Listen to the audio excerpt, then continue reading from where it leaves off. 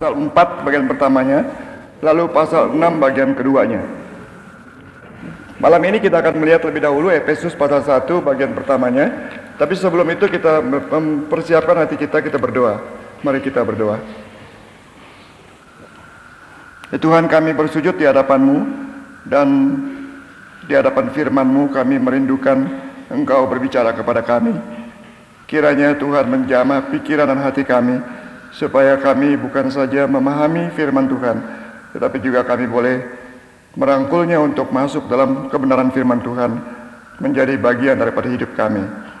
Kuduskanlah kami Tuhan, juga hamba-Mu urapi, dan pakailah ya Tuhan, supaya kebenaran firman Tuhan dapat menjadi suatu kenyataan dalam hidup kami.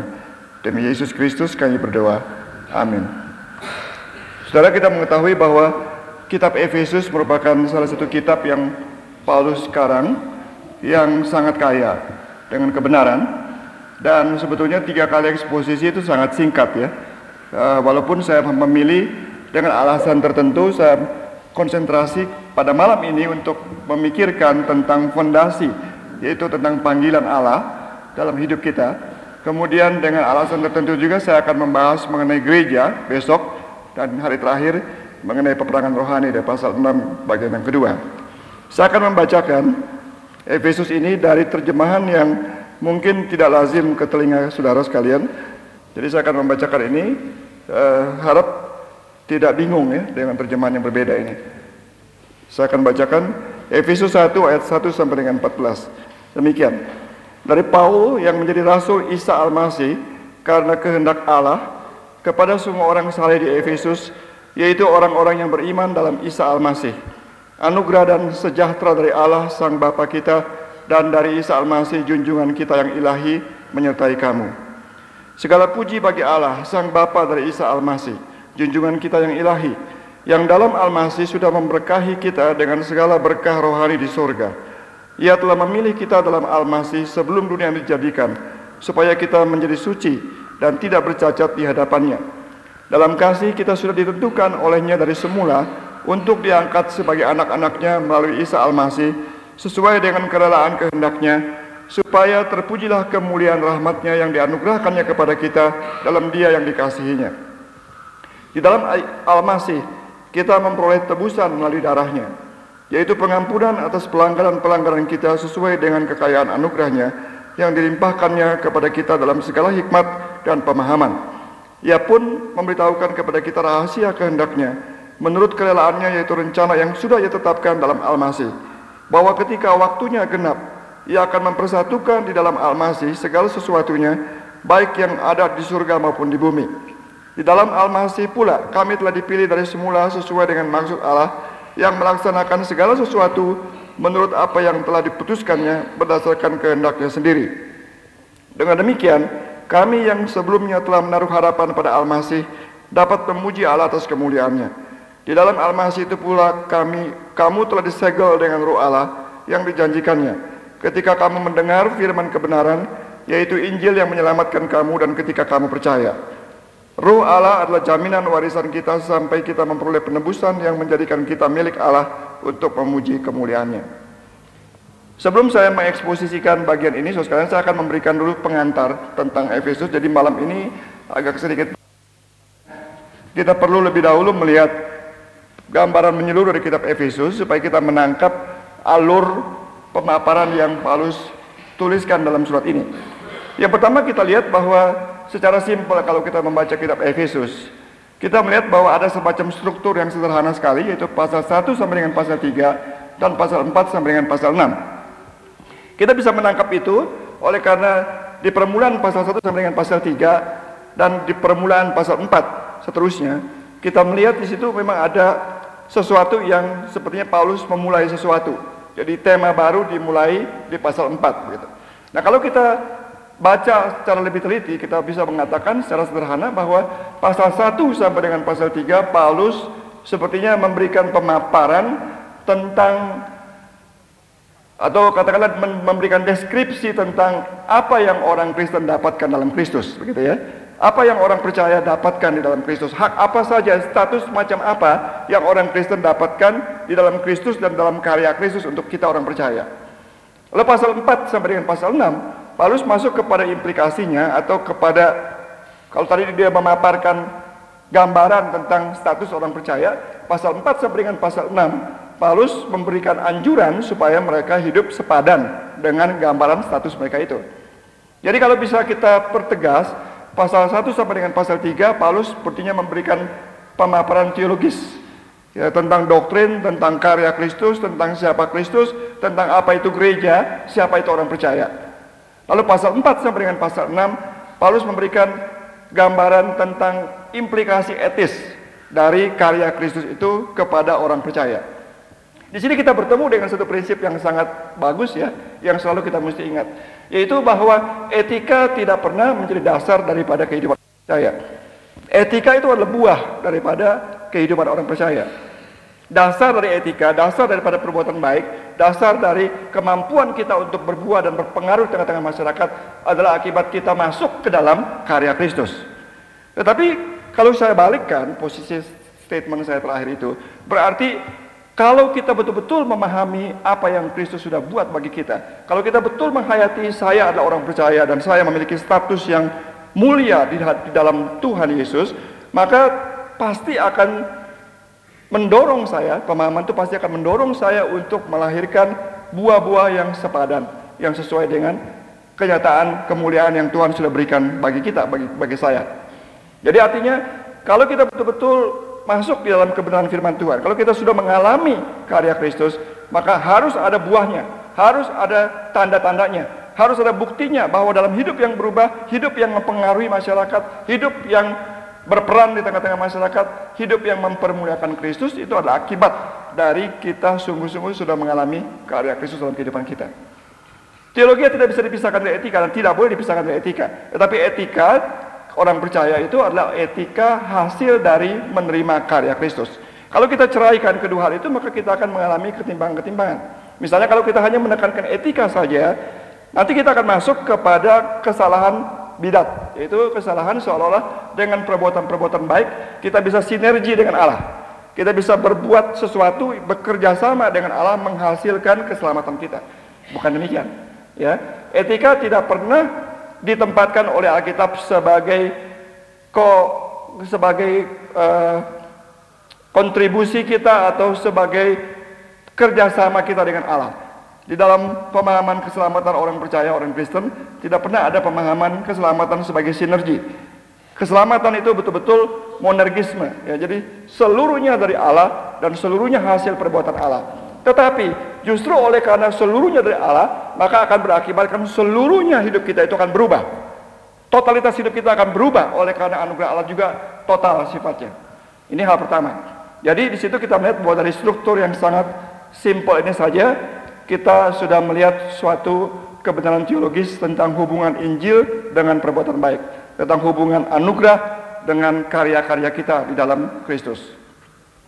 Lalu kalau kita teliti lebih jauh lagi, kalau kita periksa pasal 1 sampai dengan pasal 3, ya, di situ sebetulnya begitu Paulus mulai dengan ayat dua ayat yang pertama menjelaskan mengenai jati dirinya dan jati diri orang percaya, lalu tiba-tiba dia masuk dalam suasana penyembahan, suasana penyembahan yang lepas, ya, yang meluap begitu. Kenapa saya katakan lepas dan meluap penuh dengan spontanitas?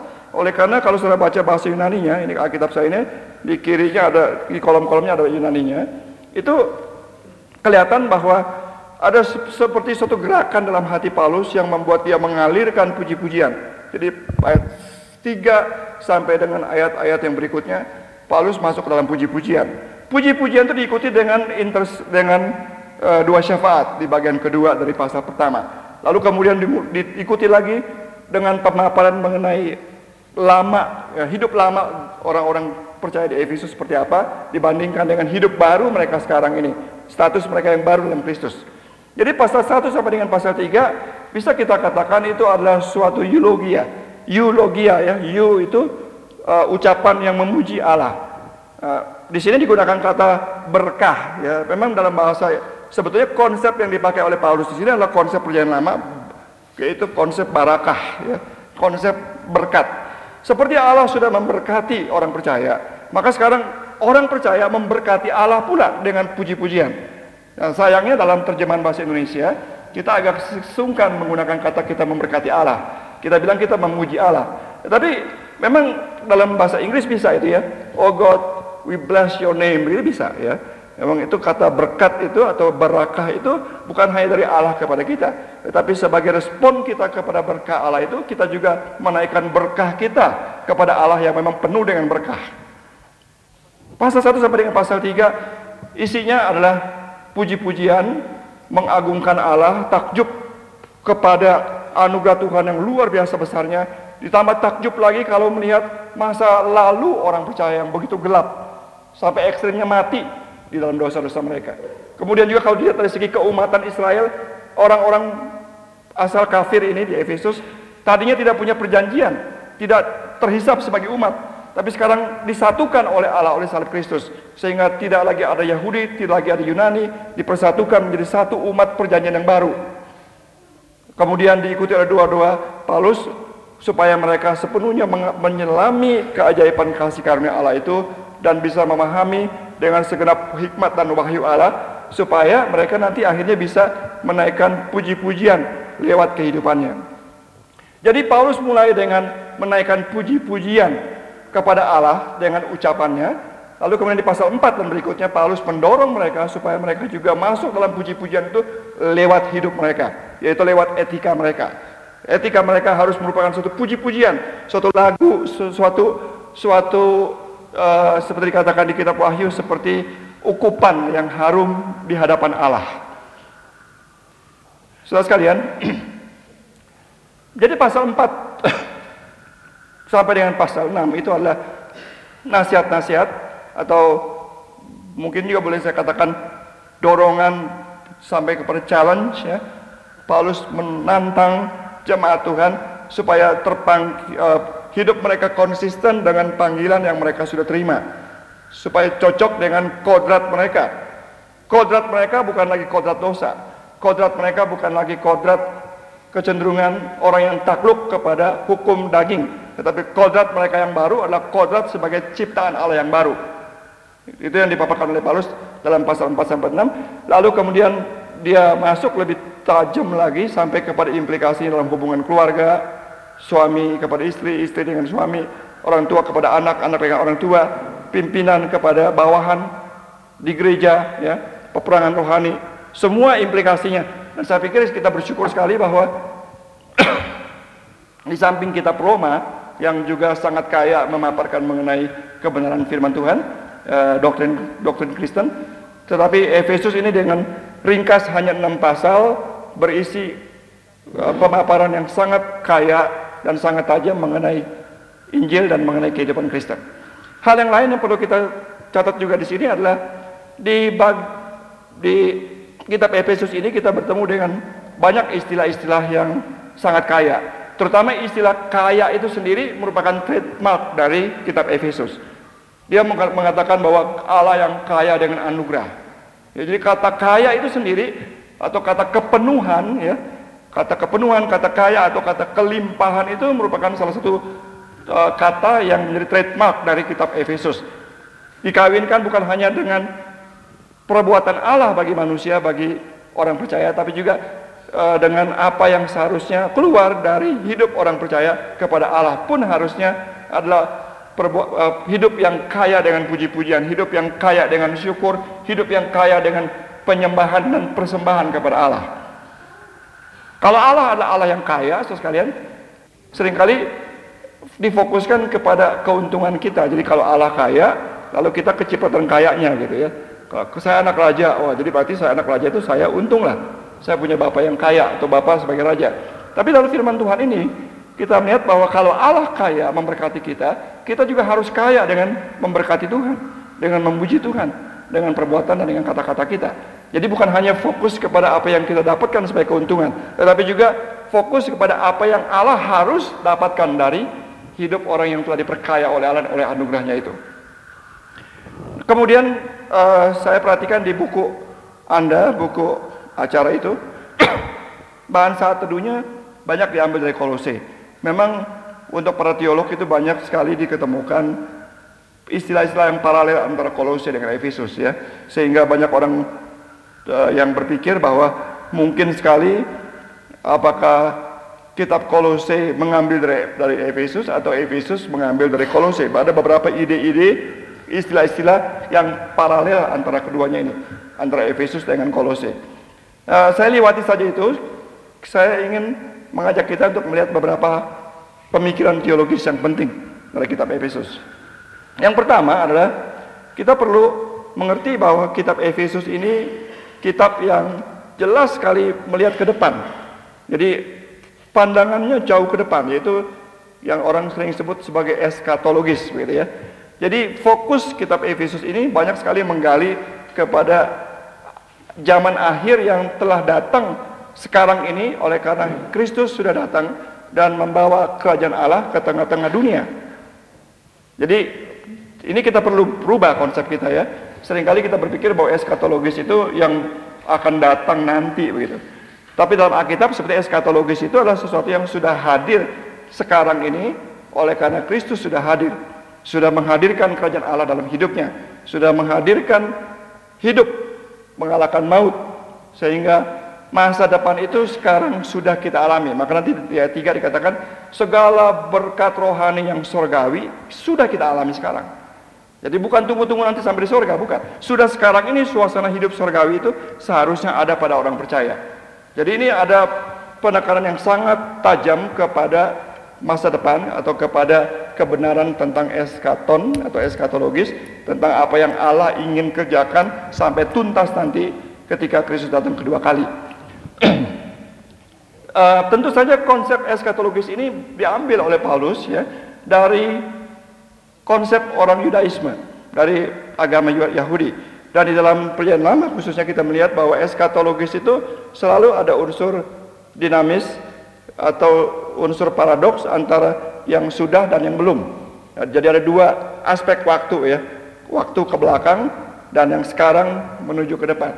Jadi artinya kalau kita bicara mengenai akhir zaman, kalau kita bicara mengenai pengharapan akan kedatangan Tuhan kedua kali, atau kalau kita bicara mengenai pengharapan akan datangnya kerajaan Allah, berarti selalu kita mesti berpikir ada yang sudah Tuhan kerjakan dan yang sedang kita nikmati sekarang ini, tapi ada juga yang akan masih Tuhan mau genapkan di depan. Jadi kita hidup dalam suasana peralihan. Oleh karena itu kalau kita baca di kitab Ibrani misalnya, orang Kristen digambarkan seperti musafir. Orang Kristen tidak digambarkan sebagai orang yang sudah sampai di satu lokasi dan sudah arrive, belum. Orang Kristen adalah orang yang sedang berjalan bersama dengan Allah. Ada hal-hal yang dia sudah lalui dalam kehidupannya, tapi juga ada hal-hal yang di depan masih Tuhan akan bukakan kepadanya. Tapi yang di depan yang Tuhan akan bukakan baginya itu sudah secara potensial dan secara esensial dibukakan oleh Kristus atau sudah dimungkinkan oleh Tuhan Yesus. Jadi ini hal pertama yang kita mesti sadari, yaitu bahwa dalam kitab Efesus kita berjumpa dengan kebenaran-kebenaran yang sifatnya eskatologis, yang menekankan pengharapan ke depan dan berpusat kepada Kristus, apa yang dia sudah buat bagi kita. Oleh karena itu tentunya ada hal yang kedua yang berkaitan dengan itu, yaitu bahwa kitab Efesus membukakan kepada kita mengenai Kristus. Kristus dibukakan oleh Paulus secara indah sekali, tetapi ada keunikannya. Kalau kita membandingkan misalnya dengan Korintus atau dengan misalnya Galatia atau barangkali dengan Roma, maka fokus Paulus sedikit kepada kematian Kristus, tapi lebih banyak kepada kemuliaan Kristus. Nanti kalau kita lihat pasal 1 yang bagian pertama itu, Kristus di situ sudah tinggi, sudah dimuliakan, sudah menjadi kepala dari segala sesuatu. Bahkan Paulus memaparkan di sini dalam dua konsep kepala ya, headship of cosmic headship, kepala dari kosmos, dan headship of church ya, kepala dari gereja. Kristus yang dipaparkan oleh Paulus di kitab Efesus adalah Kristus yang sudah dimuliakan. Bukan berarti bahwa teologi Efesus di sini bukan lagi teologi Paulus, bukan, tapi dia ingin mengajak jemaat di Efesus untuk bukan beralih, tetapi untuk lebih tajam melihat tentang aspek kemenangan Kristus dan aspek kemuliaan Kristus. Jadi bukan berarti bahwa dia tidak lagi menganggap penting tentang aspek kematian Kristus atau aspek dari penderitaan Kristus. Karena juga di pasal 1 juga Paulus bicara mengenai darah Kristus juga. Walaupun hanya singkat sekali mengenai darah Kristus. Ya, tetapi lebih banyak dipaparkan soal kemuliaan Kristus. Yang menarik bagi kita adalah nanti saya akan uraikan, yaitu bahwa Kristus dalam kaitan dengan gereja ditempatkan oleh Paulus lebih tinggi daripada Kristus dalam kaitan dengan alam raya ini atau dengan kosmos ini. Kalau saudara baca Roma pasal 8, di situ dipaparkan kepada kita bahwa sekarang ini seluruh ciptaan berkeluh kesah, kata Paulus, ya. Berkeluh kesah, kenapa? Oleh karena kalau kita baca balik ke kitab Kejadian pasal 3, kita lihat di situ bahwa akibat dosa bumi mengeluarkan onak, ya, mengeluarkan duri. Dan kemudian ciptaan antara manusia yang seharusnya menjadi wakil Allah dan memelihara ciptaan sekarang menyalahgunakan ciptaan, kemudian ciptaan juga memusuhi seolah menjadi ganas melawan manusia. Sehingga ada yang kita sekarang kenal sebagai masalah-masalah environment dan polusi dan sebagainya itu. Tetapi kata Paulus di Roma pasal 8 juga dalam pasal 1 ini, nanti ketika Tuhan datang kedua kali dan sekarang sudah mulai terjadi karena dia sudah memerintah dari sorga. Sebetulnya alam semesta ini dari kaos sekarang nanti akan diperdamaikan, ditata ulang oleh Tuhan sehingga terjadi rekreasi baru, yaitu kosmos baru, yaitu langit dan bumi baru. Nah, di sini Paulus mengatakan bahwa kita harus ingat bahwa kita punya Tuhan yang menjadi Tuhan atas langit dan bumi. Jadi kalau saudara misalnya tantangan dalam pekerjaan, tantangan di hal bersaksi, begitu ya, tantangan oleh karena saudara punya iman yang berbeda yang membuat Anda tampil dengan etika yang berbeda. Kita mesti ingat bahwa kita memiliki Tuhan atas langit dan bumi. Tuhan atas langit dan bumi, dan mereka semua yang sekarang sepertinya melawan etika orang percaya, etika Kristen, mereka yang hidupnya memusuhi Allah, memusuhi Kristus, kita bisa menempatkan mereka dalam perspektif yang lain, yaitu bahwa meskipun seolah-olah sekarang saya menderita, tapi saya ada di pihak Sang Kepala atas alam semesta, ya, Tuhan atas segala Tuhan. Jadi saya nggak perlu merasa, memang menderita pasti ada penderitaan, tetapi saya tidak perlu merasa sebagai orang yang kalah. Kita bisa mengalami penderitaan seperti Kristus di kayu salib. Penderitaan pun bisa kita anggap sebagai kemenangan. Kita bisa menjadikan penderitaan sebagai kemenangan. Seperti halnya salib itu adalah kemenangan bagi Kristus dan bukan kekalahan. Tetapi lebih daripada itu, Paulus mengatakan bahwa walaupun Kristus memang adalah kepala alam semesta, tetapi alangkah indahnya gereja, saudara dan saya, oleh karena kita adalah bagian dari gereja dan Kristus adalah kepala gereja, dan Paulus menempatkan kekepalaan Kristus sebagai kepala gereja itu jauh lebih penting, lebih utama daripada kekepalaan Kristus sebagai kepala alam semesta. Oleh karena di ayat ini dikatakan di pasal 1 ayat yang ke-10 dikatakan, ketika waktunya genap ia akan mempersatukan di dalam Al-Masih segala sesuatunya, baik yang ada di surga maupun di bumi. Itu yang pertama, kosmik, ya. Lalu ayat 11, di dalam Al-Masih pula kami telah dipilih dari semula sesuai dengan maksud Allah yang melaksanakan segala sesuatu menurut apa yang telah diputuskannya berdasarkan kehendaknya sendiri.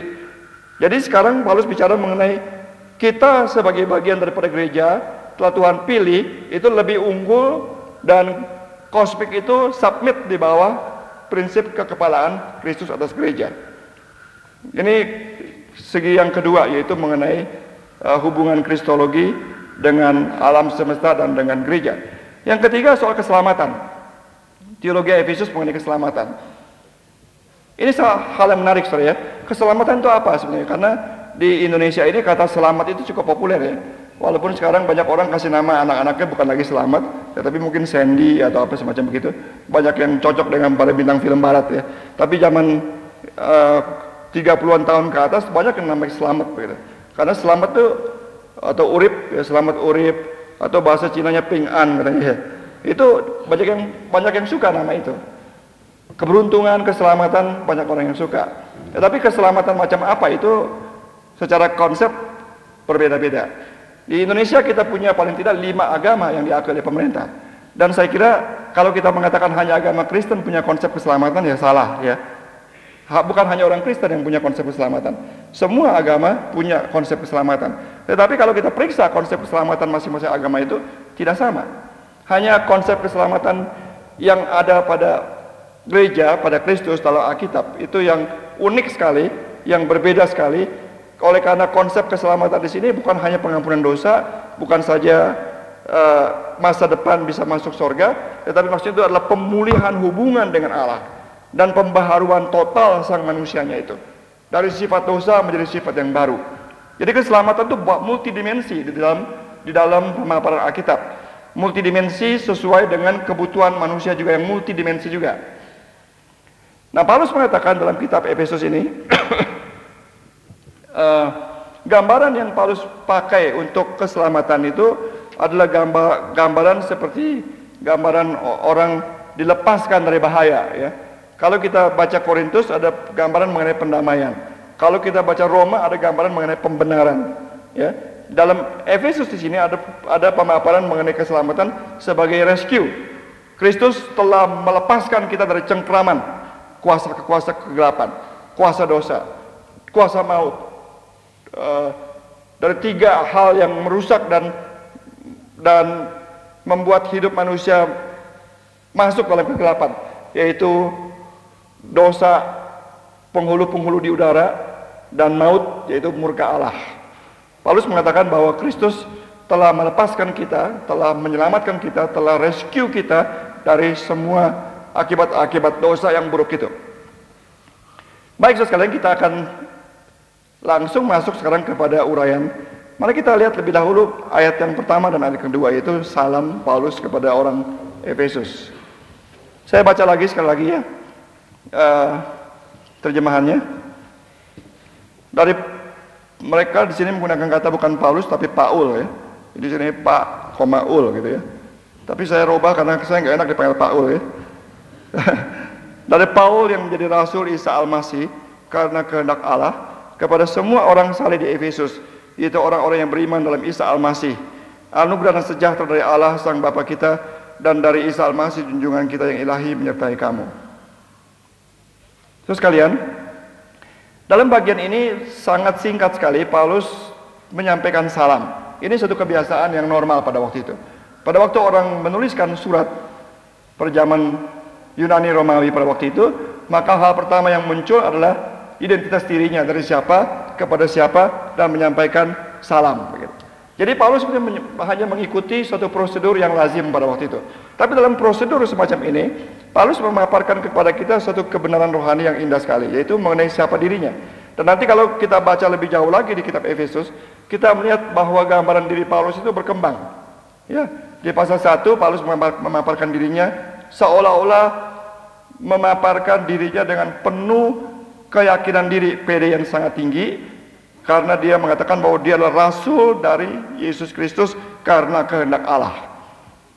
Jadi berarti, saudara sekalian, surat yang dituliskannya kepada kita ini, kepada jemaat Efesus mula-mula tentunya, dan kepada kita sekarang ini, bukan surat yang datang dari manusia yang karena kepingin men-sharingkan pengalaman lalu menceritakan apa saja, tetapi datang dari seorang rasul yang dipilih oleh Allah, yang dipakai oleh Allah menjadi rasul Kristus Yesus, berotoritas bukan karena kehebatan dirinya, berotoritas karena pilihan Allah, karena ketetapan Allah.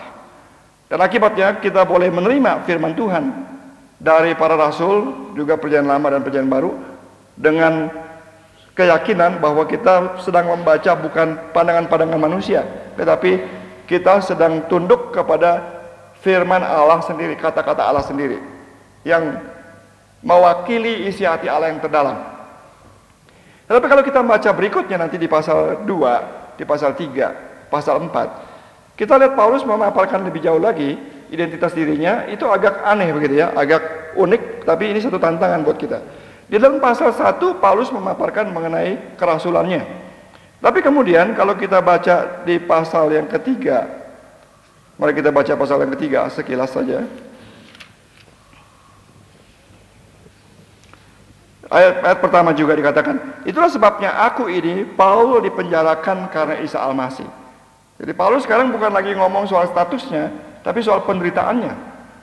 Bahwa dia adalah orang yang sekarang dipenjarakan karena Kristus. Tadi dia bicara mengenai dia adalah rasul karena kehendak Allah, rasul dari Yesus Kristus. Tapi rasul itu bukan hanya soal status.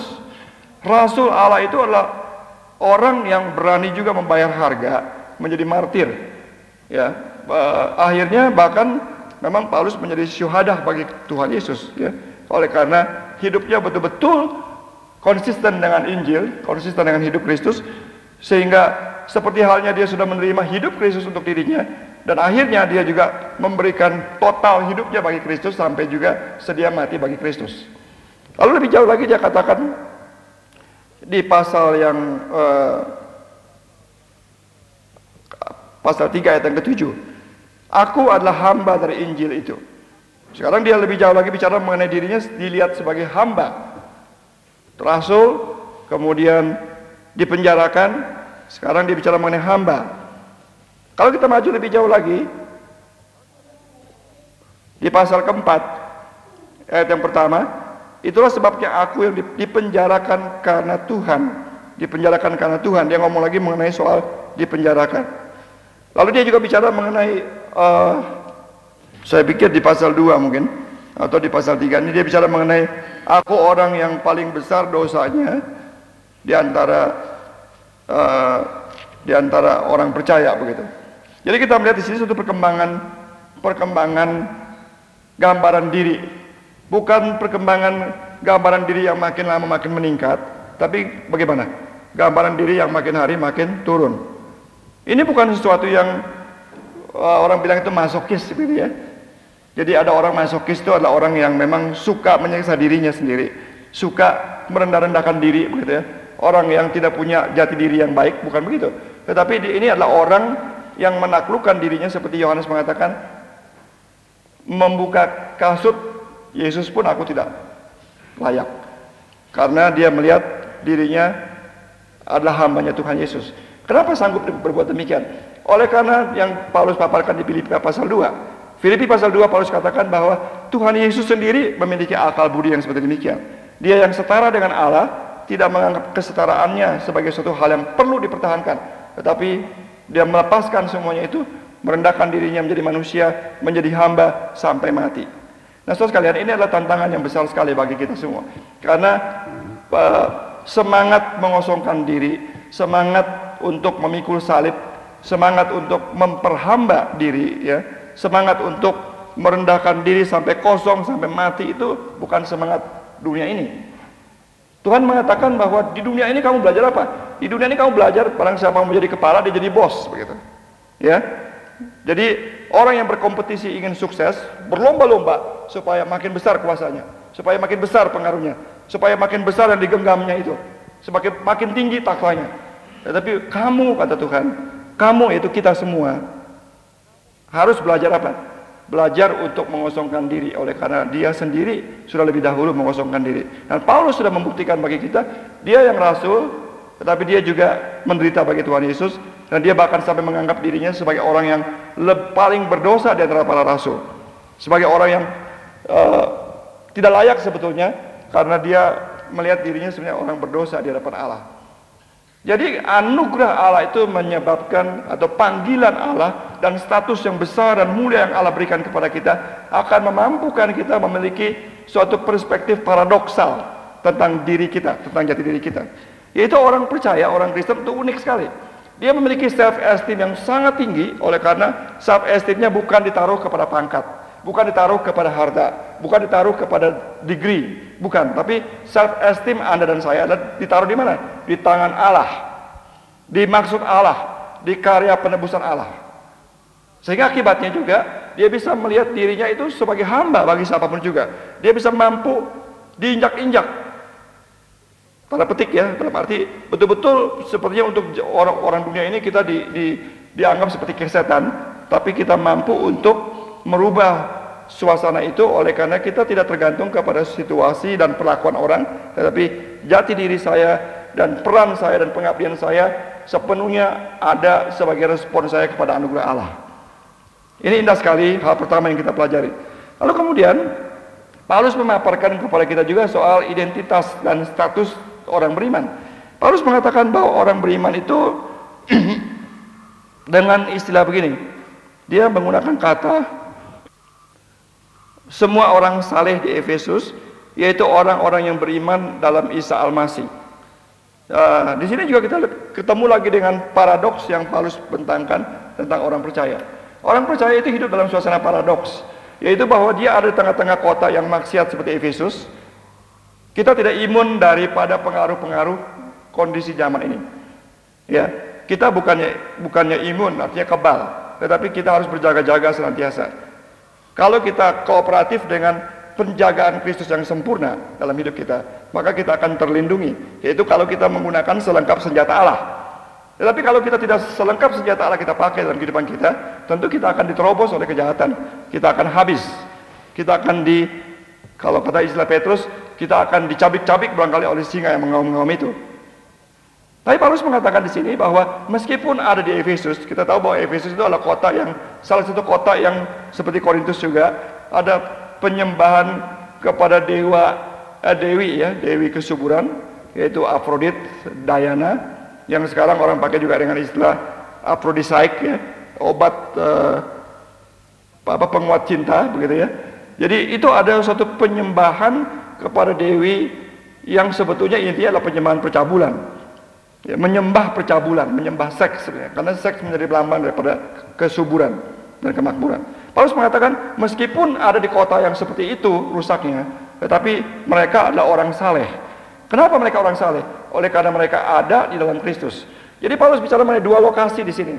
Lokasi pertama adalah lokasi di mana kita menginjak bumi ini, bumi yang berdebu, bumi yang penuh dengan kejahatan, kenajisan di hadapan Allah. Namun demikian, kita dibungkus di dalam atmosfer karya-karya Kristus yang telah menguduskan kita. Jadi berarti konsep kekudusan untuk orang percaya itu adalah bukan konsep mengasingkan diri, bertapa, gitu ya, atau puasa sering-sering, menjauhi atau retret sering-sering, begitu ya, menjauhi dunia, bukan. Kekudusan orang Kristen itu adalah kekudusan di mana dia hidup di tengah-tengah dunia seperti adanya orang lain juga. Namun demikian, di dalam hubungannya yang intim dengan Allah, dia akan memiliki kehidupan yang kudus karena Kristusnya kudus. Karena dia hidup dalam Kristus, ada di dalam Kristus, maka Kristus akan mengubah hidupnya terus, memelihara dia, menguduskan dari waktu ke waktu. Nah, dua jati diri ini saya pikir perlu kita simpan dalam hati kita, yaitu kalau Tuhan sudah memanggil kita bukan sebagai rasul tentunya, ya, tidak lagi ada rasul pada masa kini.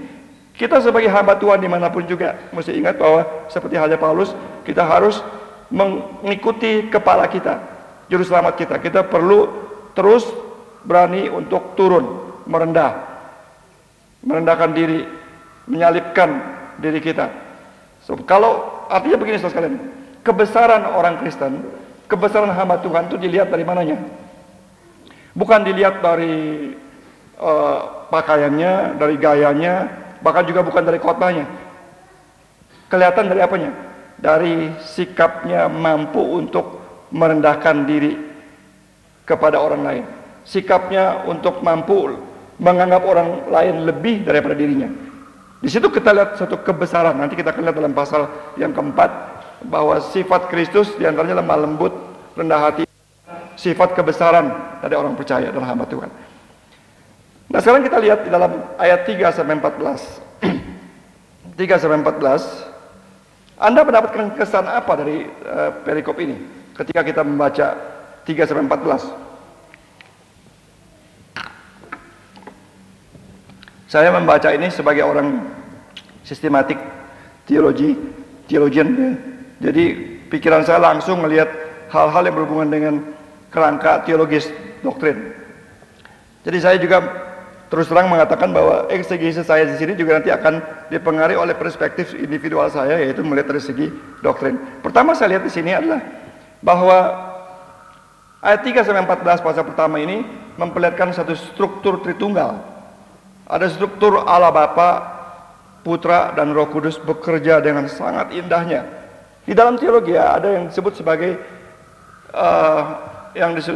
sebagai immanent Trinity, dan ada yang disebut juga sebagai economic Trinity. Jadi artinya yang satu bicara mengenai Tritunggal dalam kekekalannya, di dalam hakikat dirinya, dan ada juga Tritunggal di dalam karyanya. Itu yang disebut sebagai economic Trinity. Ya, mungkin pernah dengar atau enggak, saya nggak tahu ya.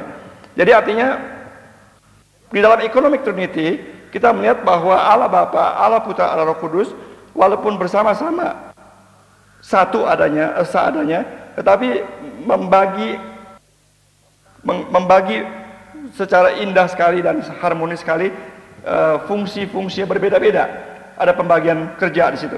Terutama adalah misalnya begini, Bapa tidak diutus, ya kan? Yang diutus siapa? Yesus Kristus dan Roh Kudus. Ya, mula-mula Kristus yang diutus menjelma menjadi manusia. Kemudian Kristus balik kepada kemuliaannya, lalu Bapa dan Putra mengutus Roh Kudus untuk memenuhi gerejanya, memenuhi kita orang percaya. Jadi ada pembagian tugas. Bapa tidak dilahirkan, Putra yang dilahirkan, betul? Roh yang dihembus, begitu. Jadi ada pembagian tugas, pembagian fungsi di antara ketiga pribadi Allah Tritunggal itu, sehingga walaupun ada keesaan di dalam kebersamaannya, tapi juga ada pembagian keunikan-keunikan dari pribadi masing-masing. Saya katakan ada keesaan, misalnya begini, tidak bisa kita katakan dalam penciptaan hanya Bapa saja menciptakan.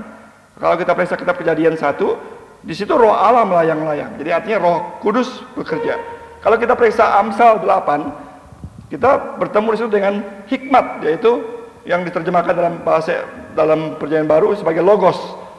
Hikmat di situ bermain-main katanya, bersama-sama dengan Bapa ketika Bapa menciptakan. Di kitab Kolose kita baca bahwa Yesus Kristus itu adalah kepenuhan kealahan yang menciptakan segala sesuatu sesuai dengan Yohanes pasal 1. Jadi bukan hanya Bapa, bukan hanya Roh Kudus, tapi juga Yesus Kristus pun menciptakan juga.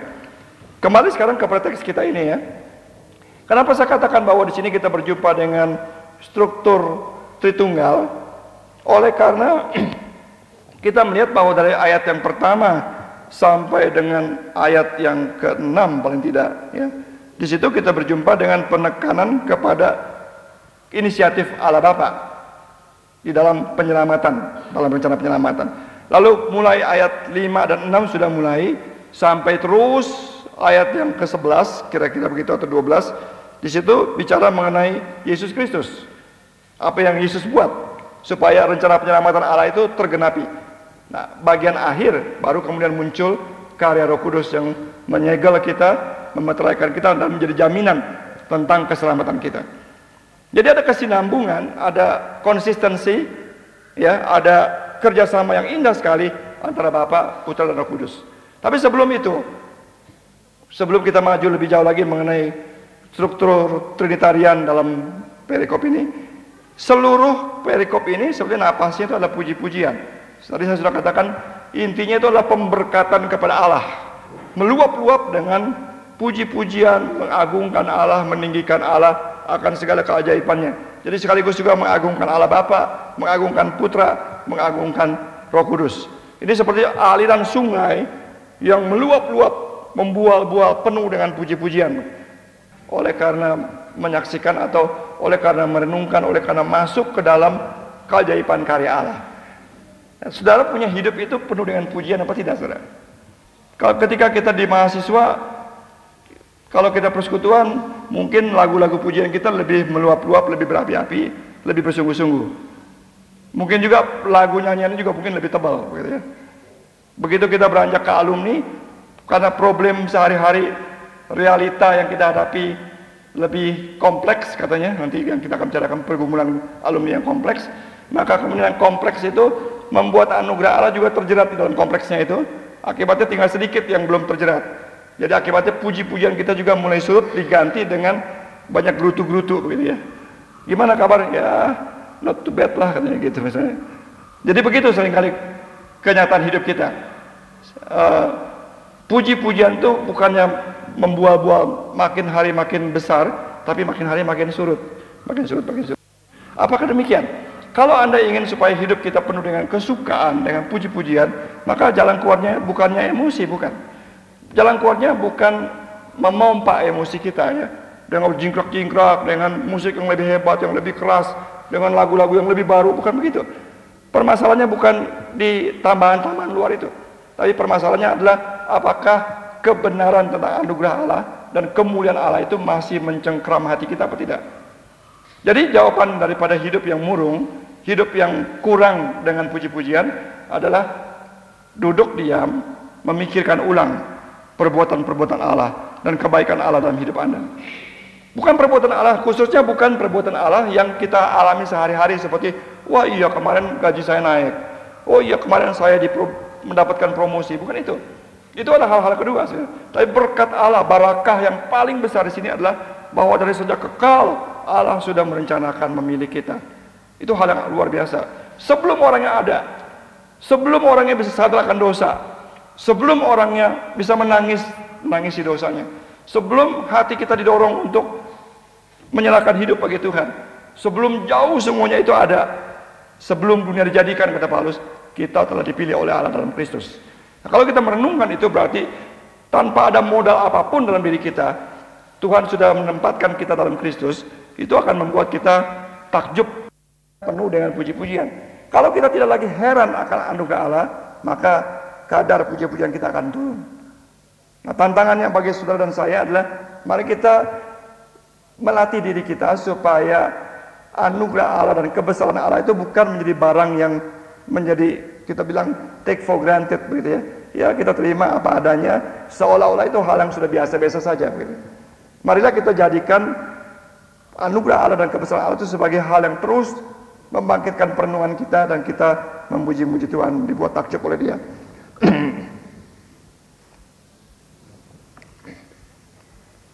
Saya kembali sekarang kepada soal struktur Tritunggal di dalam perikop ini.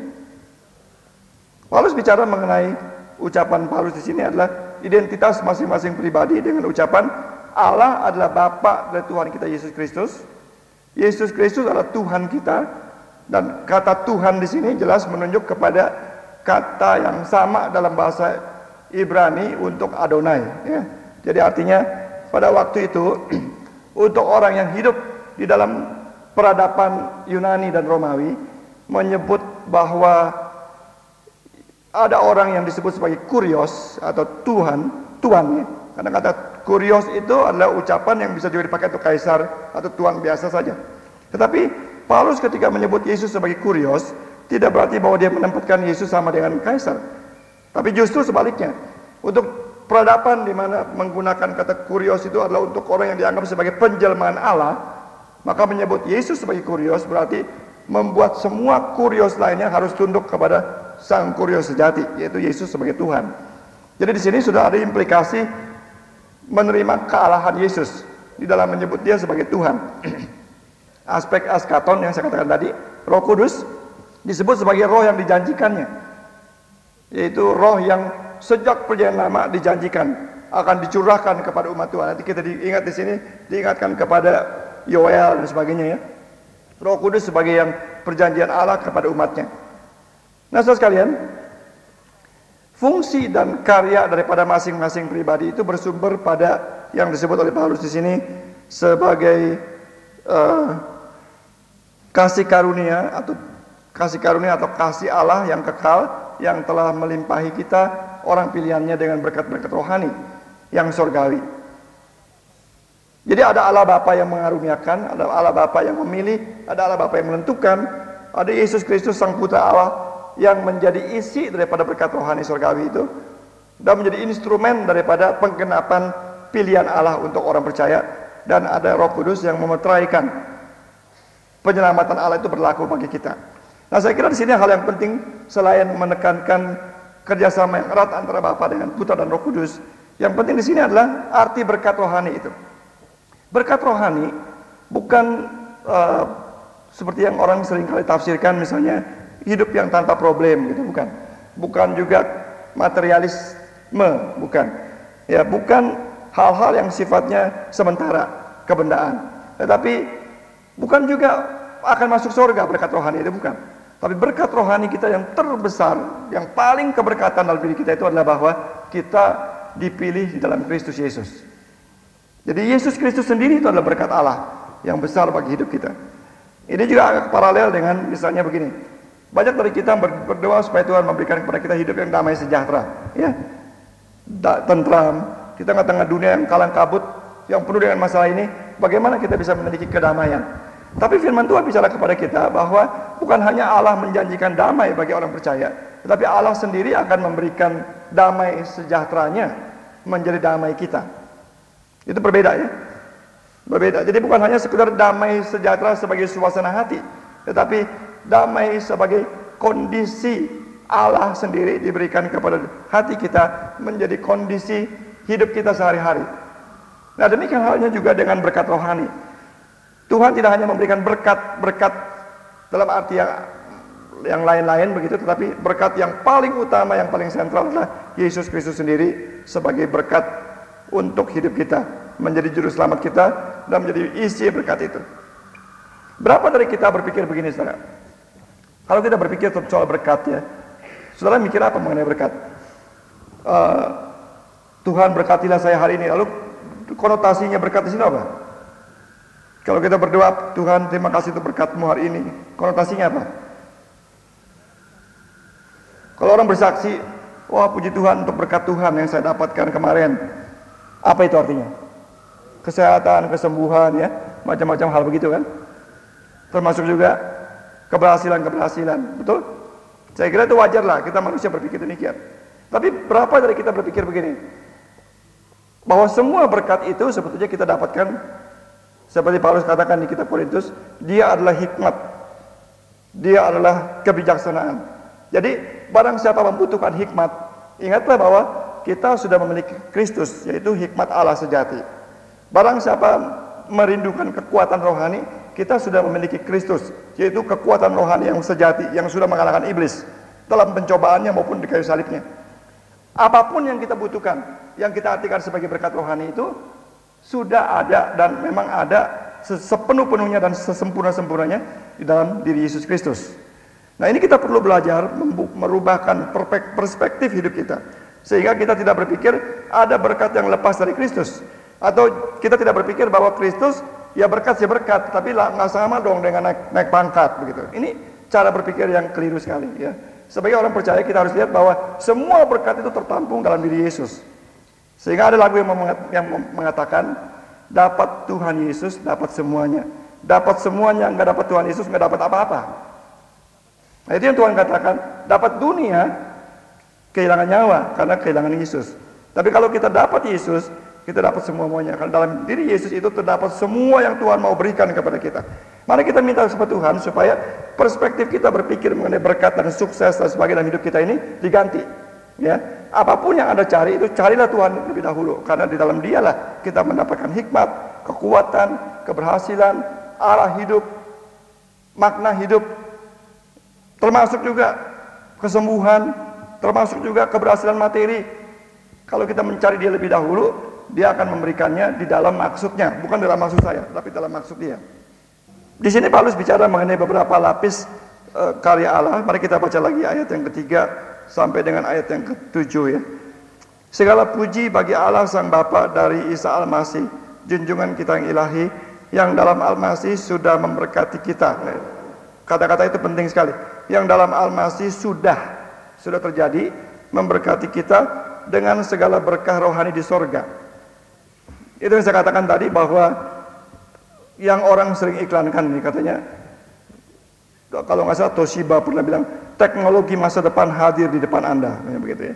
Teknologi masa depan hadir di sekarang ini. Itu saya pikir itu adalah konsep eskatologi Alkitab dipinjam sama tukang main iklan. Ya, sebenarnya yang mau Paulus katakan adalah sorga ini sudah hadir di dalam hidup kita, karena kita sudah hidup di dalam Kristus, begitu. Terus kemudian dikatakan lagi, Ia telah memilih kita dalam Al-Masih sebelum dunia dijadikan, supaya kita menjadi suci dan tidak bercacat di hadapannya. Dalam kasih kita sudah ditentukan olehnya dari semula untuk diangkat sebagai anak-anaknya melalui Isa Al-Masih sesuai dengan kerelaan kehendaknya, supaya terpujilah kemuliaan rahmatnya yang dianugerahkannya kepada kita dalam Dia yang dikasihinya. Jadi Paulus bicara di sini mengenai karya Allah memilih kita, menetapkan kita, mengerjakan keselamatan dalam Tuhan Yesus, supaya kasih karunia itu ditinggikan dalam hidup kita. Jadi di sini konsepnya adalah semuanya dari Allah, oleh Allah, kembali untuk Allah, begitu. Bukan berarti bahwa wah kalau begitu Allah itu gila kuasa atau gila kemuliaan. Bukan, saudara sekalian. Ini ada itu gambaran yang saya pernah dengar dari Pak Stephen Tong, bagus sekali ya. Dia bilang, kalau cahaya matahari saudara pantulkan dengan cermin-cermin kecil, ya, itu cermin kecil itu tidak ada kontribusi sedikit pun juga menambah terang cahaya matahari itu. Begitu? Ngerti ya?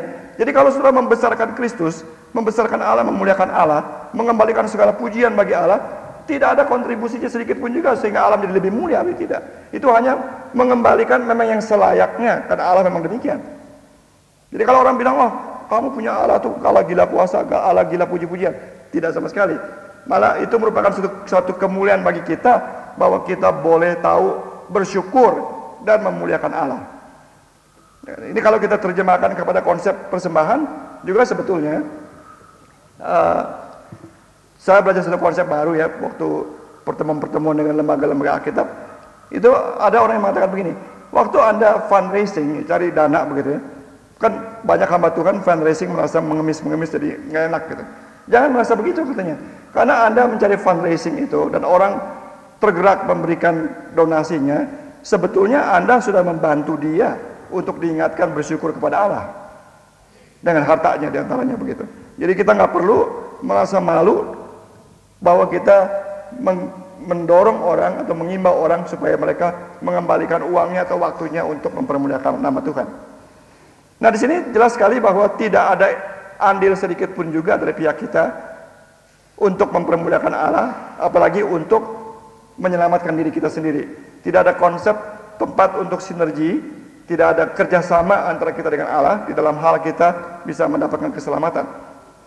Hal ini akan lebih jelas lagi kalau Anda nanti membaca pasal 2. Di sana di pasal 2 ayat 1 sampai dengan 3, Paulus memaparkan kondisi manusia yang tanpa Kristus betul-betul hopeless, betul-betul tidak berdaya dan tidak mungkin berbuat apapun juga yang bisa menyukakan hati Allah.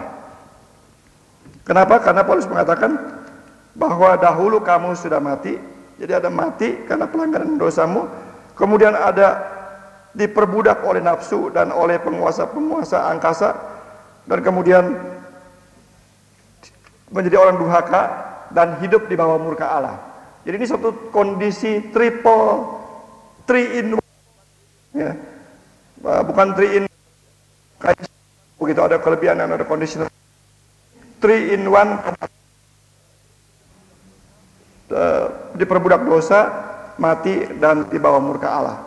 Jadi artinya betul-betul hopeless, tidak ada kemungkinan untuk orang yang mati bangkit sendiri kan? Tidak ada kemungkinan untuk orang yang di bawah murka Allah menyukakan hati Allah. Tidak ada kemungkinan untuk orang yang diperbudak oleh dosa untuk memiliki hidup yang bisa bermoral dan mengerjakan keselamatannya.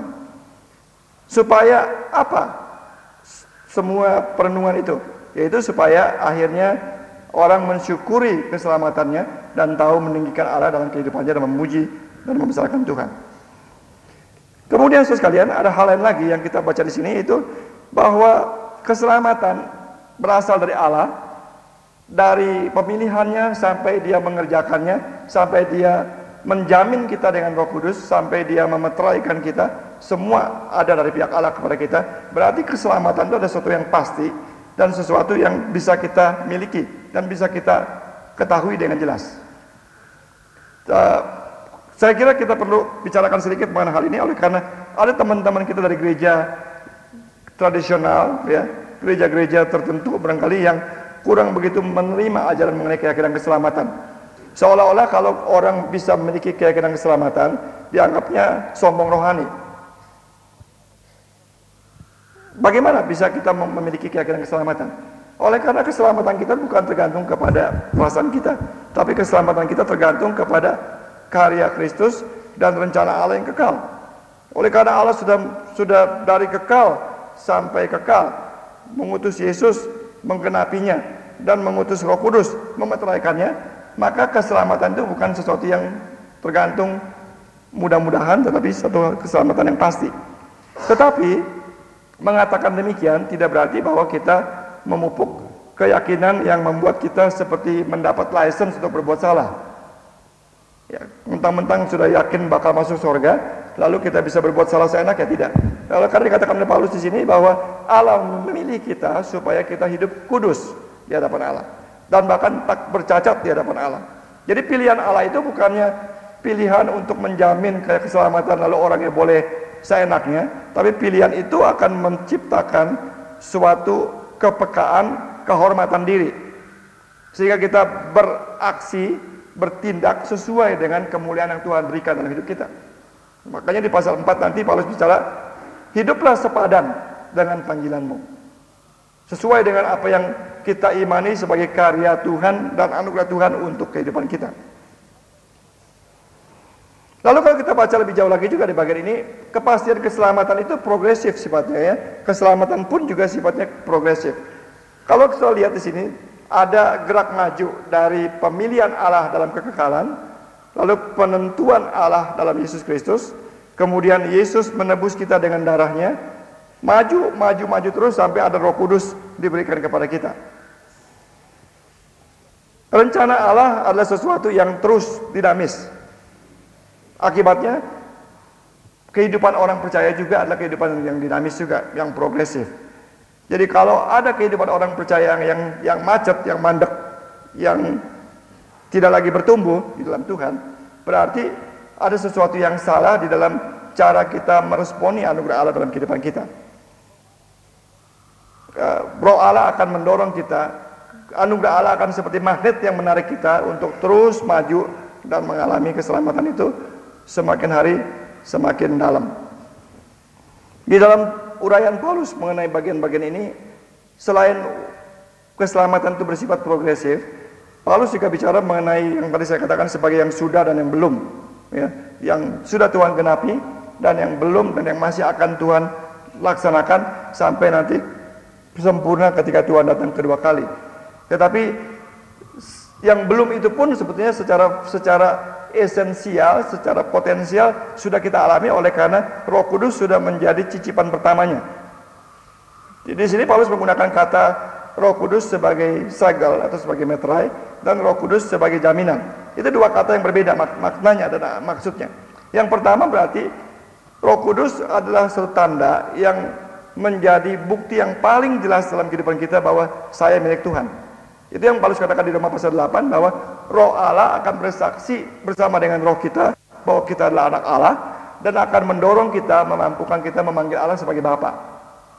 Jadi keyakinan keselamatan dan suasana hati yang membuat kita yakin bahwa saya ada dalam hubungan yang beres dengan Allah itu bukan dibuat-buat, tetapi itu adalah satu kondisi yang diciptakan oleh Roh Kudus dalam diri kita. Ini hal yang penting kalau kita penginjilan ya. Kalau kita penginjilan atau kalau kita konseling, kalau orang ragu-ragu tentang keyakinan keselamatannya, kita tidak perlu mensugesti orang itu. Nah, itu jadi salah nantinya. Kita hanya membagikan firman kepada dia, dan kalau betul dia dalam Tuhan, Roh Kudus nanti akan memakai firman Tuhan tersebut untuk memberikan kepada dia keyakinan bahwa dia betul-betul di dalam Tuhan. Jadi ini hal pertama, dijamin, ada jaminan dalam diri kita. Ini sudah terjadi. Tetapi juga Roh Kudus akan menjadi force code pengalaman ke depan nanti. Roh Kudus menjadi cicipan pertama, ya, cicipan pertama dari nanti hidup yang betul-betul sepenuhnya muka dengan muka bersama dengan Tuhan di sorga nanti. Itu sudah kita alami sekarang, yaitu kita mengalaminya oleh karena Roh Kudus menjadi force code atau jaminan bagi pengalaman tersebut mulai sekarang ini. Nah, itu yang Paulus katakan sama dengan berkat rohani yang surgawi tadi. Jadi berkat rohani yang surgawi tadi itu sekalian adalah berkat rohani yang terdapat di dalam Kristus, sehingga betul-betul hidup di dalam Kristus, Anda akan mengalami hidup yang penuh dengan berkat. Atau Anda bisa melihat hidup ini sebagai sesuatu yang penuh dengan berkat, dan semua hal yang Anda perlukan dalam hidup ini, berkat-berkat Allah dilihat dalam Kristus, tapi juga ada aspek keduanya, yaitu hidup yang berkat surgawi rohani itu juga terdapat di dalam diri Roh Kudus yang sekarang memenuhi kita, menyegel kita dan memeterai kita, memberikan kepada kita pengalaman pertama dari pengalaman-pengalaman yang tidak akan putus-putus kelak nanti ketika kita berjumpa dengan Tuhan. Nah, hal menarik lain lagi di sini adalah ayat 9 dan 10. Paulus bicara mengenai ia pun memberitahukan kepada kita rahasia kehendaknya menurut kerelaannya, yaitu rencana yang sudah ditetapkan dalam Al-Masih, bahwa ketika waktunya genap, ia akan mempersatukan di dalam Al-Masih segala sesuatunya, baik yang ada di surga maupun yang di bumi. Di sini penting sekali kata tapanta dalam bahasa Yunani, yaitu segala sesuatunya. Itu paralel dengan istilah segala berkat rohani yang di sorga di ayat yang ketiga. Jadi tadi kalau saya katakan ada ciri-ciri pertama istilah kaya ya dalam Efesus di sini, juga ada kata lain yaitu panta itu. Kata segala sesuatu, segala sesuatu. Nanti pasal 4 muncul lagi. Segala sesuatu, segala sesuatu. Nah, di sini Paulus mengatakan bahwa nanti yang di depan nanti sekarang sebagian daripada rencana penyelamatan Allah itu sedang Tuhan genapi, yaitu Anda dan saya menjadi bagian dari gerejanya. Dan ini sekarang sudah dibentuk oleh Tuhan sampai klimaksnya nanti, yaitu ketika Tuhan datang kedua kali. Nah, pada waktu klimaks nanti itu segala sesuatu yang di sorga yang di bumi, kata Tuhan, kata Paulus di sini, akan ditundukkan ke bawah Kristus. Jadi nanti akan terjadi rekreasi betul-betul dalam arti kata harfiah sungguh-sungguh, yaitu bahwa ciptaan yang lama yang telah dinodai oleh dosa ini nanti akan diganti dengan ciptaan yang baru, yaitu langit baru, bumi baru. Dan Anda dan saya juga akan menjadi manusia kebangkitan. Sekarang kita sudah mengalami manusia kebangkitan itu, yaitu kebangkitan dari dosa, kebangkitan kerohanian. Tapi nanti kita akan menjadi manusia kebangkitan, yaitu tubuh kita akan diberikan tubuh kebangkitan seperti Yesus Kristus. Ini satu hal yang merupakan pengharapan yang besar ya, karena kalau Anda sudah mengalami sakit begitu, kayak sekarang lagi sakit ini ya, kita ingat bahwa nanti tidak lagi ada penyakit, tidak lagi ada tangisan, nggak ada lagi penyakit-penyakit degeneratif seperti saya mengalami pengapuran misalnya begitu, nggak ada. Jadi di sorga nggak ada pengapuran, nggak ada orang terseok-seok jalannya, nggak ada orang terbatuk-batuk begitu, nggak ada. Akan ada tubuh kebangkitan, tubuh kemuliaan. Pada suatu hari ini ada hamba Tuhan yang berkhotbah kepada orang-orang yang terkebelakang mental. Jadi sudah bisa mengerti kalau sudah berkhotbah di rumah sakit mental, bagaimana kira-kira khotbahnya. Dan bagaimana orang itu dengerin khotbahnya, kan lucu ya. Jadi dia khotbah sendiri, di situ juga macam-macam sendiri begitu. Karena retarded semua. Lalu kemudian si hamba Tuhan ini pada suatu waktu bicara mengenai satu waktu nanti dia sendiri lumpuh. Dia ini seorang tadinya bekas pemain ski ya. Kecelakaan jadi lumpuh dari pinggang ke bawah. Jadi dia bilang dari saudaranya, nanti pada waktu Tuhan datang kedua kali, saya akan diberikan pinggang dan kaki yang baru, bangkit. Nah, Anda juga akan diberikan pikiran yang baru. Waktu dia ngomong begitu itu yang dengar-dengar itu tiba-tiba pada begini semua gitu. Jadi walaupun mereka mental retarded, tapi ketika janji pembaharuan yang Tuhan akan berikan diucapkan, seperti ada sesuatu yang bersambut dalam diri mereka. Dan ini adalah janji yang besar sekali yang Tuhan berikan. Pada waktu kita berjuang di dunia ini, kita kadang-kadang letih, pergumulan kita berat sekali, terutama pergumulan untuk menegakkan moralitas ya, itu berat sekali. Kita ingat bahwa ini bukan satu perjuangan yang tanpa akhir. Ini akan berakhir. Ini akan berakhir dengan kemenangan, dengan kepastian bahwa yang sekarang bandel, misalnya gitu, yang sekarang bandel, ngotot, jahat terus begitu, korupsi dan sebagainya, bandelnya bukan main, nggak bisa dikikis-kikis, satu waktu tidak akan ada tempat lagi. Karena Tuhan akan datang, pasti akan datang kedua kali, langit baru, bumi baru. Pada waktu itu tidak ada lagi tempat bagi dosa. Dan tidak lagi ada perjuangan yang seperti sekarang ini, di mana kita berkeluh kesah, karena angelnya bukan main melawan dosa itu. Bukan hanya dosa di orang lain, tapi juga terutama dosa dalam diri kita sendiri juga. Nah, pada waktu Tuhan datang kedua kali, segala sesuatu akan diciptakan menjadi baru. Karena kemudian pada waktu itu sang kepala ciptaan, yaitu ciptaan alam semesta ini dan ciptaan baru yaitu gereja Tuhan, sang kepala di situ akan menyempurnakan semuanya. Nah, saudara sekalian, saya bisa langsung kepada implikasi-implikasi yang penting di sini ya. Pertama-tama, pasal 1 ayat 3 sampai 14 di sini, puji-pujian karena takjub akan keajaiban karya penyelamatan Allah dari rencananya sampai penggenapannya itu harusnya memberikan kepada kita kesadaran bahwa Tuhan membuat semuanya itu supaya apa? Supaya kita boleh hidup kudus bagi Dia. Dan kekudusan kita itu akan menjadi kemuliaan bagi nama Tuhan.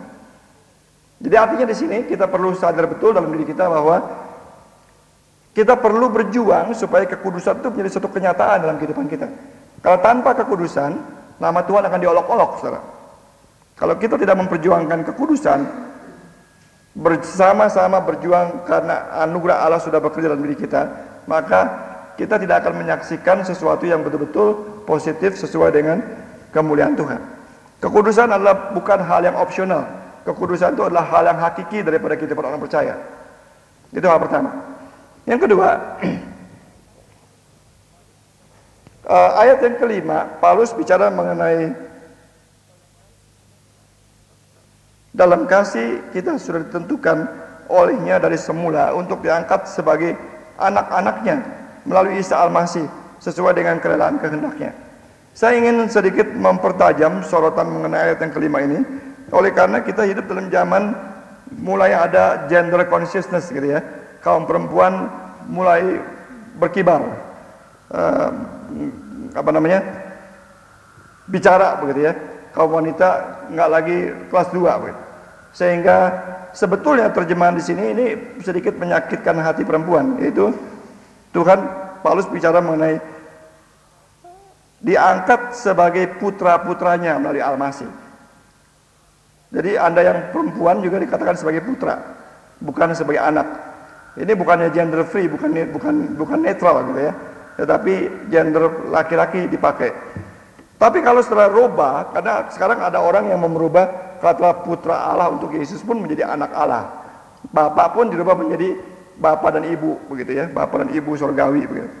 Kalau sudah rubah kayak begitu, nanti ada banyak sekali konsekuensi yang ngaco dan aneh-aneh. Karena begini pemahaman saya nggak mau ngomong soal Allah sekarang, ngomong soal putra Allah ini. Kata putra Allah di dalam perjanjian lama maupun perjanjian baru itu menunjuk kepada hak kesulungan, ya, bicara mengenai hak, di mana Israel adalah putra Allah. Sekarang gereja adalah putra Allah. Jadi kalau wanita, kaum perempuan disebut sebagai putra Allah, berarti justru itu menekankan kesamaan haknya dengan kaum pria di hadapan Allah, bukan merendahkan gendernya, bukan. Jadi sini saudara harus mengerti makna penggunaan kata bahasa itu untuk orang Yahudi apa, begitu ya. Saya bukan mengatakan begini nggak setuju dengan perjuangan kaum wanita, ya boleh saja, ya setuju itu. Artinya saya juga tidak cocok dengan orang yang melecehkan kaum perempuan. Tetapi penggunaan istilah-istilah dalam Alkitab itu harus kita perhatikan dengan baik-baik sehingga tidak gampang-gampang kita merubah istilahnya. Sebab kata putra dipakai justru untuk menghormati, justru untuk menegaskan ada hak yang sama-sama diberikan oleh Tuhan Allah baik kepada pria maupun kepada perempuan. Lalu kemudian ada hal lain lagi di sini yang kita perlu perhatikan juga ialah nanti akan saya uraikan dalam eksposisi besok ya, lebih jauh lagi, yaitu hal yang sekarang perlu kita sudah simpan dalam hati kita, yaitu kalau Tuhan bicara mengenai nanti Tuhan akan mempersatukan yang di langit dan yang di bumi, pembaruan alam semesta dan pembaruan sang gerejanya, semuanya menjadi satu dan tunduk di bawah kekepalaan Kristus. Berarti sebetulnya hal keesaan gereja itu hal yang sangat serius di mata Allah, di mata Yesus Kristus. Makanya salah satu doa panjang lebar yang Tuhan doakan itu adalah doa Imam Besar Agung di Yohanes 17 ya, di mana dia berdoa supaya gerejanya, murid-muridnya menjadi satu. Bukan saudara bayangkan begini ya, misalnya ada orang tertarik mau jadi Kristen, terus dia bilang saya kepengen dibaptis dong, gereja mana ya? Terus kita bilang dengan bangganya, oh kamu bisa pilih, ada GKI, ada gereja apa lagi, GPIB, ada HKBP. Makin setelah seru bicara mengenai ini itu, makin dia bingung ya. Ini sebetulnya gereja yang mana yang betul-betul gereja yang di dalamnya dia bisa mengalami hadirat Kristus dan penyembahan yang benar kepada Allah. Jadi maksud saya di sini adalah kita sudah nggak bisa lagi mundur ke belakang, membatalkan sejarah bahwa gerakan Protestan ini sudah menjadi gerakan yang pecah dan begitu banyak aliran, gereja dan merek dan bendera begitu ya. Namun demikian justru kita terpanggil sekarang untuk seperti halnya janji firman Tuhan yang mengatakan segala sesuatu akan dipersatukan di bawah Kristus nanti. Sekarang kita sudah harus memperjuangkan, memelihara kesatuan itu, dan itu akan kita tinjau besok, bahwa kehendak Allah adalah bahwa gereja Tuhan itu menjadi esa, bukan menjadi jamak, pecah belah begitu, bukan. Tapi gereja yang esa. Artinya kita harus memiliki kemampuan bertoleransi yang cukup tinggi terhadap perbedaan-perbedaan doktrin, perbedaan-perbedaan ajaran, perbedaan-perbedaan tata liturgis dan sebagainya, tanpa mengkompromikan firman Tuhan. Maksud saya begini, sebetulnya kalau kita betul-betul berlandaskan firman Tuhan ini, karena firman inilah firman Kristus, tidak mungkin kalau orang tunduk kepada otoritas firman Allah dengan benar, akan mengakibatkan gerak yang terpecah belah satu sama lainnya. Kalau orang betul-betul tunduk kepada otoritas firman Tuhan, maka yang akan terjadi adalah gerak yang menyatu ke bawah kepemimpinan Kristus. Betul? Jadi artinya seharusnya kesadaran dan gerakan keesaan itu harus lebih nampak di dalam orang-orang yang betul-betul menggumuli firman Tuhan dalam kehidupannya sehari-hari. Dan saya pikir di Perkantas tentunya adalah salah satu bukti ya, bahwa kita dari berbagai macam gereja bisa kumpul, bisa bersatu, bisa mengalami sesuatu yang keindahan kesatuan terwujud tanpa memperdulikan soal perbedaan-perbedaan gereja.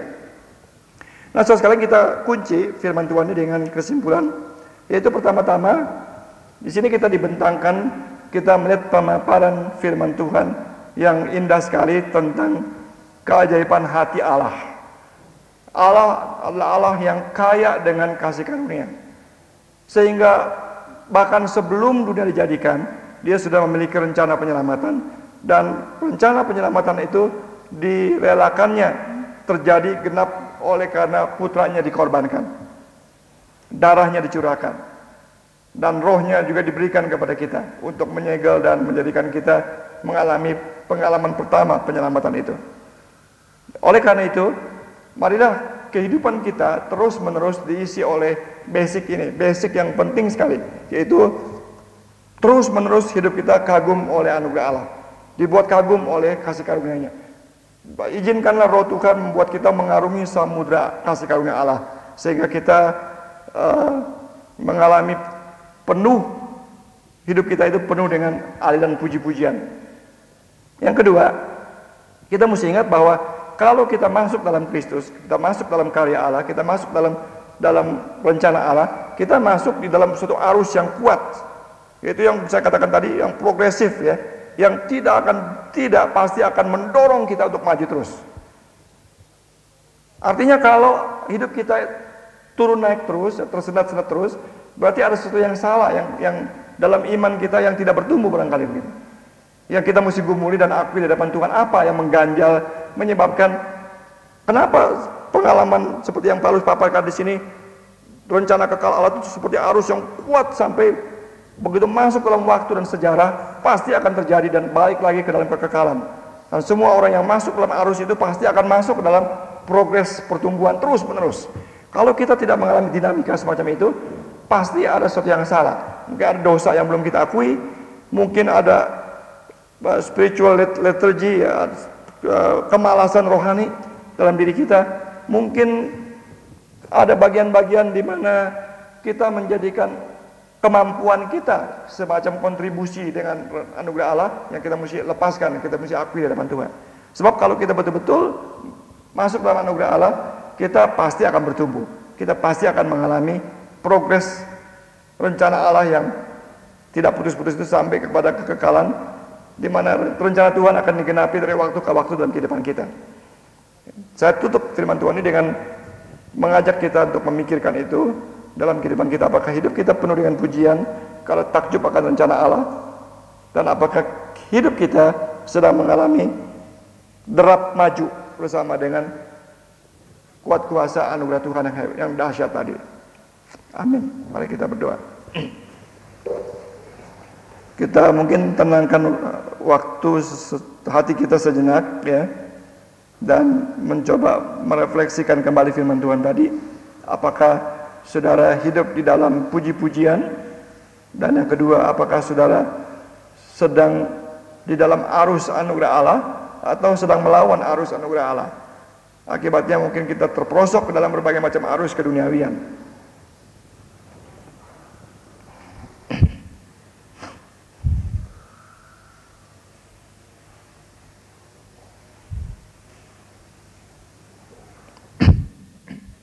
Kami yang waktui, kami sekarang diperhadapkan dengan firman yang membentangkan keluasan kasih-Mu yang kekal, yang tidak mungkin dapat kami selami, yang begitu ajaib dan begitu kaya dan melimpah-limpah.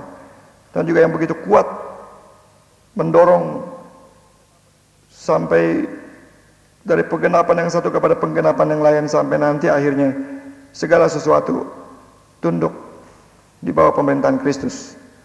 Ya Tuhan, kiranya Engkau menolong kami supaya kami ada dalam arus anugerah Tuhan tersebut, pertama-tama mengalami dan kemudian meresponi dengan puji-pujian dalam hidup kami.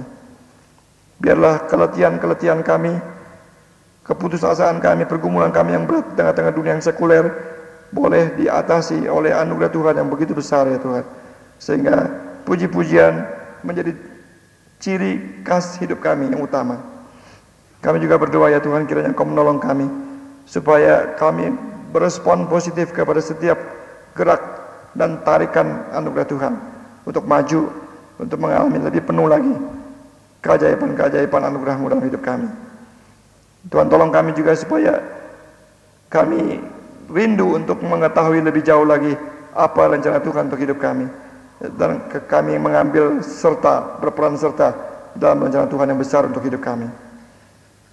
Terima kasih ya Tuhan, terpujilah nama-Mu, terpujilah anugerah-Mu, terpujilah Tuhan kami Yesus Kristus.